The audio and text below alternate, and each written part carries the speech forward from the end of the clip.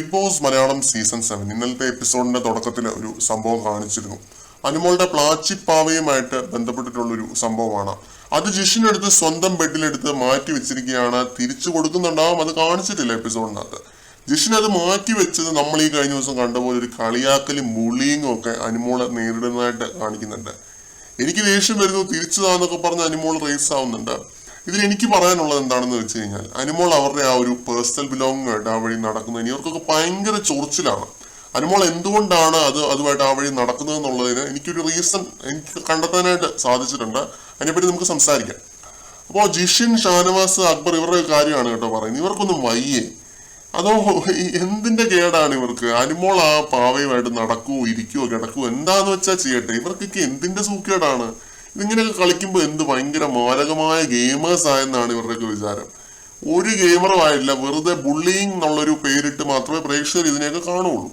Okay, അപ്പം അനുമോൾ ഇങ്ങനെ പെരുമാറുന്നതിന് ഒരിക്കലും അനുമോളെ കുറ്റം പറയാനൊന്നും പറ്റില്ല. കാരണം ചില സാധനങ്ങളോട് ഇത്തിരി അടുപ്പം കൂടുതൽ തോന്നിപ്പോകുന്ന ഒരുപാട് മനുഷ്യർ ഈ ലോകത്തുണ്ട്. ഇപ്പം ആന്ത്രോപോമോർഫിസം എന്നൊരു മാനിയയുടെ ഭാഗമായിട്ടുള്ളൊരു സംഭവമാണിത്.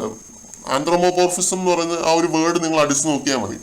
അതെന്ന് പറഞ്ഞു കഴിഞ്ഞാൽ നോൺ ലിവിങ് ആയിട്ടുള്ള വസ്തുക്കളോട്, പ്രത്യേകിച്ച് പാവങ്ങളോടൊക്കെ ഇത്തിരി കൂടുതൽ അടുപ്പം തോന്നുന്ന ഒരു സ്വഭാവം, അല്ലെങ്കിൽ ഒരു ഭ്രമം തോന്നുന്ന ഒരു കാര്യം, അത്രേ ഉള്ളൂ. അപ്പോൾ സീസൺ 2 രജിത് കുമാർ പാവയെ തൂക്കി നടന്ന കഥ പറഞ്ഞുകൊണ്ട് ആരും വരരുത്. അത് ബിഗ് ബോസ് കൊടുത്ത പാവയായിരുന്നു. അത് പുള്ളിയുടെ ഒറ്റപ്പെടൽ ഗെയിമിന്റെ ഭാഗം കൂടി ആയിരുന്ന ഒരു സംഭവമാണ് ആ ഒരു പാവ. അപ്പോൾ അതും ഇതും തമ്മിൽ ഒത്തിരി വ്യത്യാസമുള്ള പോലെ എനിക്ക് തോന്നിയിട്ടുണ്ട്. ഇതിപ്പോ അനുമോൾ വീട്ടിൽ നിന്നും കൊണ്ടുവന്ന സ്വന്തം പാവയാണ്. ആ ഒരു ഫസ്റ്റ് എപ്പിസോഡിൽ തന്നെ അനുമോൾ പറയുന്നുണ്ട്, ഇത് ഈ പ്ലാച്ചിപ്പാവ ഇല്ലാതെ എനിക്ക് ജീവിക്കാൻ പറ്റില്ല എന്നുള്ള രീതിയിൽ അനുമോൾ പറയുന്നുണ്ട്. അപ്പൊ ഇങ്ങനെ ഒരു മാന്യ ഉള്ളത് കൊണ്ടായിരിക്കാം ബിഗ് ബോസ് ആ ഒരു പാവയെ അകത്തേക്ക് കയറ്റാനായിട്ട് സമ്മതിച്ചത്. അപ്പൊ അതിന് ഹൗസ് മേറ്റ്സ് എന്താണ് ചെയ്യുന്നത്? അത് അനുമോളുടെ ആ ഒരു സ്പേസിനെ റെസ്പെക്ട് ചെയ്യുക, അല്ലെങ്കിൽ അനുമോളുടെ ഈ ഒരു കാര്യം ഇത് തിരിച്ചറിഞ്ഞ് അനുമോളുടെ കൂടെ നിൽക്കാന്ന് പറയുന്ന ഒരു കാര്യം അവിടെ ആരും ചെയ്യുന്നില്ല.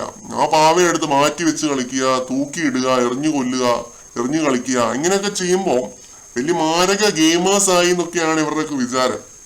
ഇപ്പൊ പ്ലാച്ചി എന്ന പേരുള്ള ആ ഒരു പാവ അനുമോൾ ഗെയിമിനായിട്ട് യൂസ് ചെയ്യുന്ന പോലും എനിക്ക് തോന്നിയിട്ടില്ല. അത് വെച്ച് ഇച്ചിരി ഫൺ കാണിക്കുമായിരിക്കാം. ഇപ്പോ നീ മുടിഞ്ഞു പോട്ടെ എന്ന് പറഞ്ഞാൽ അതിങ്ങനെ എടുത്തു വെച്ച് കാണിക്കുന്നുണ്ടാവാം. അങ്ങനെയൊക്കെ ചെയ്യുന്നത് തന്നെ അനുമോളുടെ ഫണ്ടിന്റെ ഭാഗമായിട്ടാണ്. ഇപ്പം സൈക്കോളജി ഇത്തിരി അറിയാവുന്നത് കൊണ്ടായിരിക്കാം എനിക്കിത് കാണുമ്പോൾ ഈ ഒരു പേര് തന്നെയാണ് ഓർമ്മ വരുന്നത്. ആന്ത്രോമോർഫിസം എന്ന് പറയുന്ന ഒരു ചെറിയൊരു മാനിയയുടെ ഭാഗമായിട്ടുള്ള കാര്യങ്ങളാണ് ഇത്.